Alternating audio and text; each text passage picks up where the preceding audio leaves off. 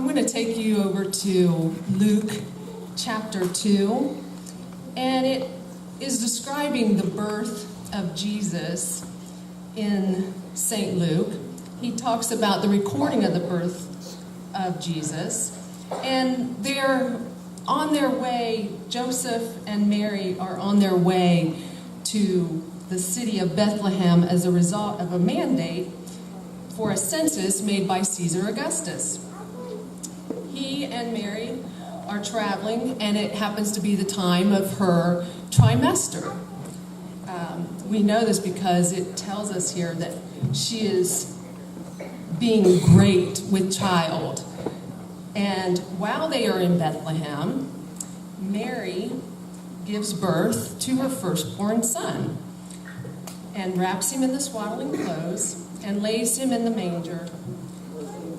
And we see here that he is laid in the manger.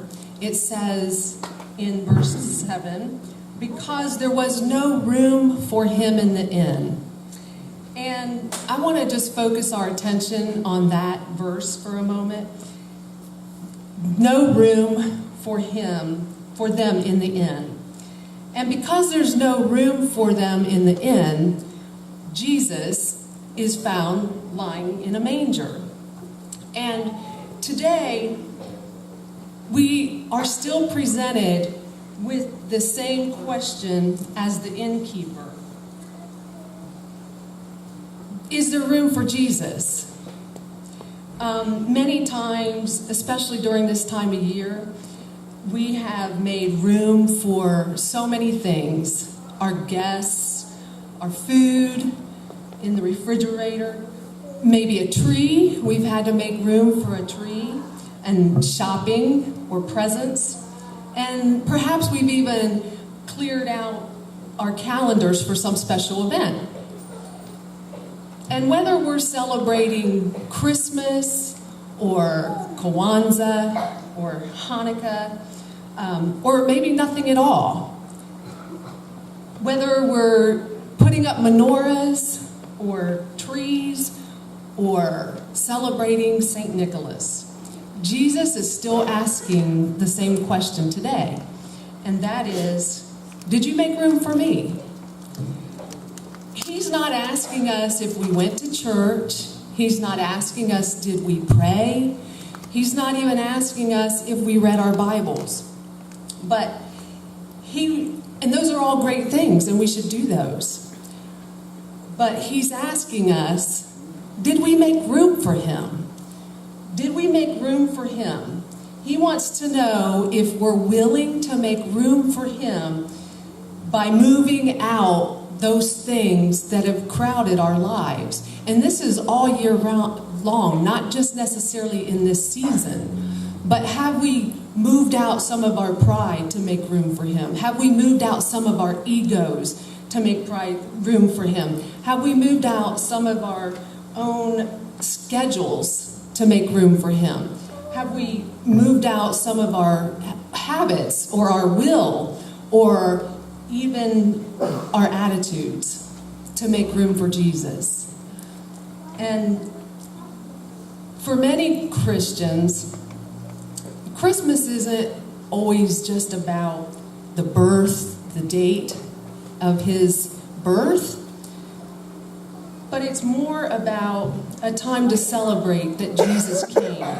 He came down from 42 generations. He came down from divinity to save us. And he came that we might become. And that's what we center our focus of this time and celebration about. And so, as we go forward into this season and into the next year, we just want to consider, have we made room? And maybe is there an area in our lives that we can make more room for Jesus? And so if there's anyone here tonight that wants to make room for him, we do have people here who are prepared to pray with you and for you to help you through that decision. If there's someone here tonight that maybe you want to rededicate, there are people here available and prepared to pray with you and for you. So I would just ask that we keep that in mind as we go forward.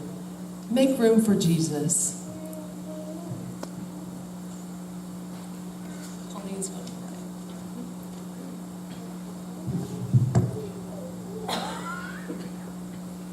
Dear Heavenly Father, we just thank you and praise you, Lord, that we live in this country, that we can celebrate this time of year any way that we choose to do so. Lord, I thank you for the people that have come out here. I thank you for the parents in the audience that teach their children at home, that homeschool their children, that these children are being raised up in such beautiful environment. Thank you, Lord, that you are with these moms to strengthen them and help them to strengthen their children. And Lord, I thank you for the beautiful talents of the children that have come here tonight, and the parents, grandparents, and relatives that have come from our